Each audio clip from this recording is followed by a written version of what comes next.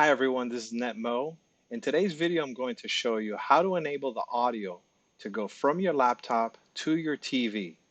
With more and more people using Zoom for their online classes, Zumba, meditations, things of that nature, a common problem is not being able to hear the audio through their TV.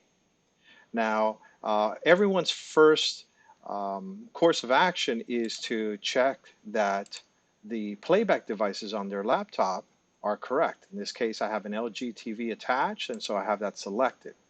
Now, another function, and this function is within the Zoom app itself, is in between the mute and the microphone and camera.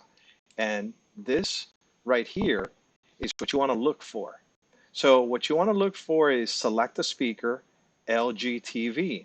So prior to this, if I would use the application be in a meeting, I would only be able to hear it through the speakers of my laptop. In this case, I want to choose LG TV, or in this case, the TV that's attached to your laptop. And what I can do now is I can test speaker and microphone. So speaker 1 says LG TV,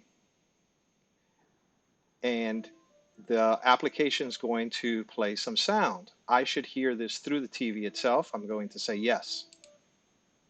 Now I'm going to speak.